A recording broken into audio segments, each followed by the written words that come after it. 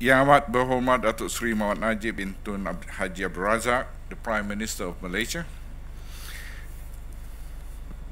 Yang Berhormat Puan Haja Nancy binti Haji Shukri, Minister of Law and Parliamentary Affairs. Yang berbahagia Professor Dr. Rahmat Muhammad, the Secretary General of ALCO, that is the Asian African Legal Consultative Organization. Of course, yang amat bahagia Tun Zaki, our former Chief Justice. I'm so used to calling Lord President. And of course, yang berbahagia Professor Dato Sundar Raju, the Director of the Kuala Lumpur Regional Centre for Arbitration, Kuala Lumpur Regional Centre Advisory Board members, last but not least, distinguished guests, ladies and gentlemen.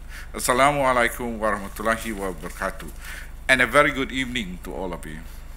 Foremost, allow me to record my appreciation to Yang Berbahagia Professor Dato Sundar Raju, the esteemed Director of Kuala Lumpur Regional Centre, for the honor of delivering the keynote address on this auspicious occasion.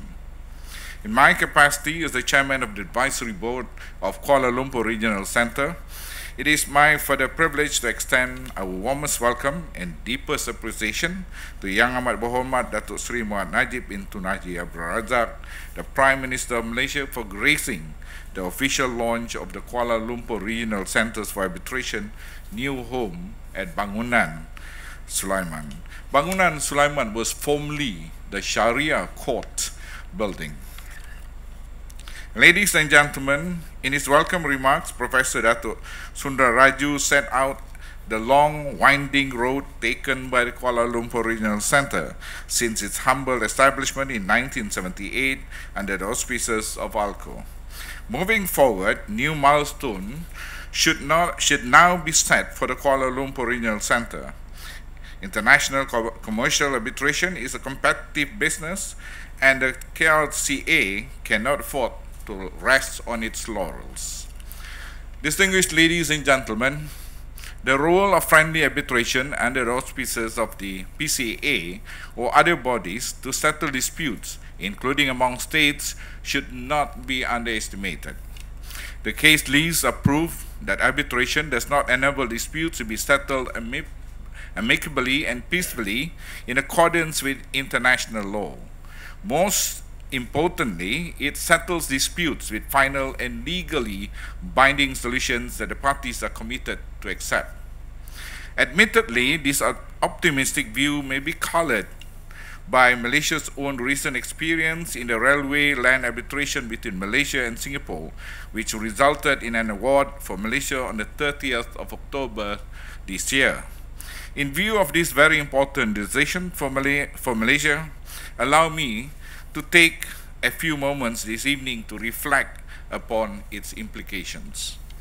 Ladies and gentlemen, the successful and peaceful resolution of the 24-year-old issue arising from different interpretations of the 1990 points of agreement on Malayan railway land in Singapore now paves the way for joint development projects and closer collaboration between Malaysia and Singapore, while of course maintaining the historically good and close relationship between the two countries.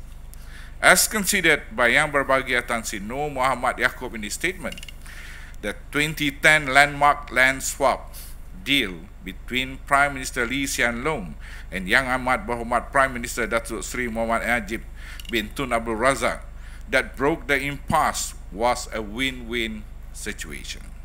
It would leave each party better off than before, and that even with the development charge, the agreement was a sweet deal for Malaysia.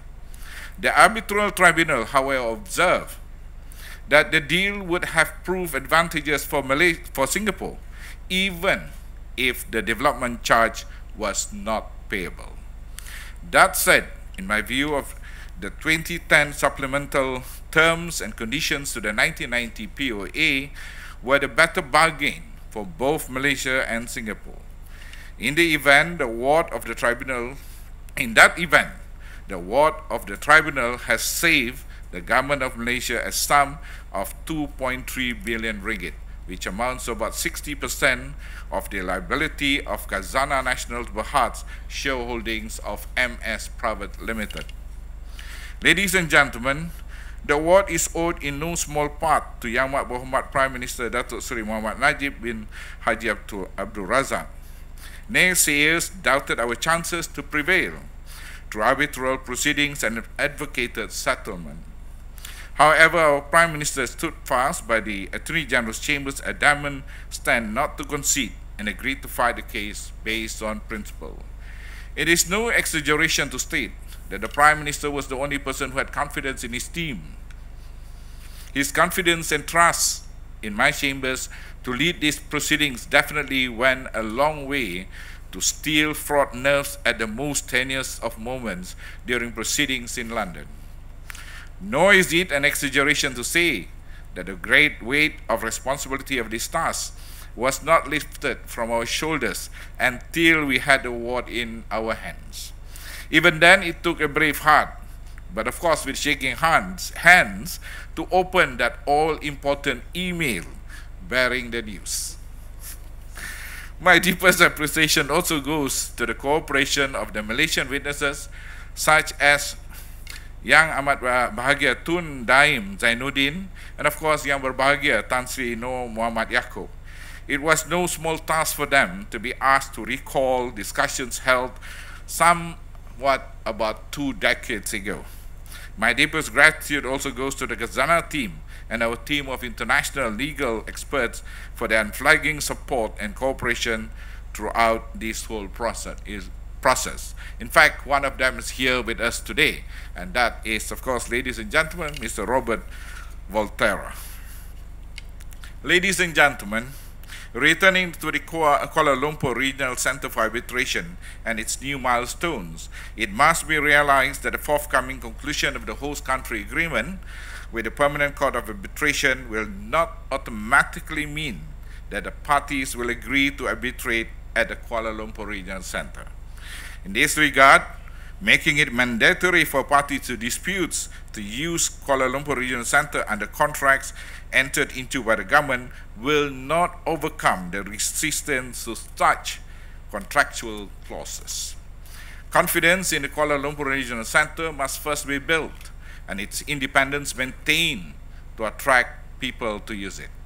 The Kuala Lumpur Regional Center must also be able to compete with most established centers in Singapore and Hong Kong. In this regard, I am pleased to announce that Yang Berbahagia Tan Sri Cecil Abraham and Yang Berbahagia Tan Sri Dato' Abdul Aziz bin Muhammad were appointed to the Permanent Court of Arbitration with effect from the 13th of August 2014, while the existing appointments of Yang Berbahagia Dato' K.C. Vora and Mr. Vinayak P. Pradhan will continue until April 2016. Further, with effect from 10th of October 2014, Yang Berbahagia Tan Sri Dato' Amar Steve Shim Lip Kyong and Yang Berbahagia Tan Sri Cecil Abraham were reappointed, while Yang Berbahagia Dato' Azmil bin Haji Mat Noor and Yang Berbahagia Dato' Azmi bin Muhammad Ali were newly appointed to the panel of conciliators and panel of arbitrators of the International Center for Settlement of Investment Disputes, commonly known as ICSID. Ladies and gentlemen, the rebranding and revitalization of the Kuala Lumpur Regional Center could not have been realized without the guarantee of financial and other support from the government of Malaysia. Suffice to say that additional funding amounting to over 19 million ringgit has been provided to Kuala Lumpur Regional Center since 2010. Ancillary government support is also evidenced in the international organization status, privileges and immunities granted to Kuala Lumpur Regional Center since 1996, and of course, the giving of this historic building. Ladies and gentlemen, it is with this task in mind that I would like to conclude these brief remarks with some advice from Ralph Waldo Emerson for our learned director as follows. And I quote, "A man builds a fine house, and now he has a master, and a task for life. He is to furnish, watch, show it, and keep it in repair for the rest of his days." My warmest congratulations to Kuala Lumpur Regional Center on its new premises here in Bangunan Sulaiman. May your fine new house be kept in good repair, and may Kuala Lumpur Regional Center bloom and flourish far afield to ever greater success. Ladies and gentlemen, I thank you.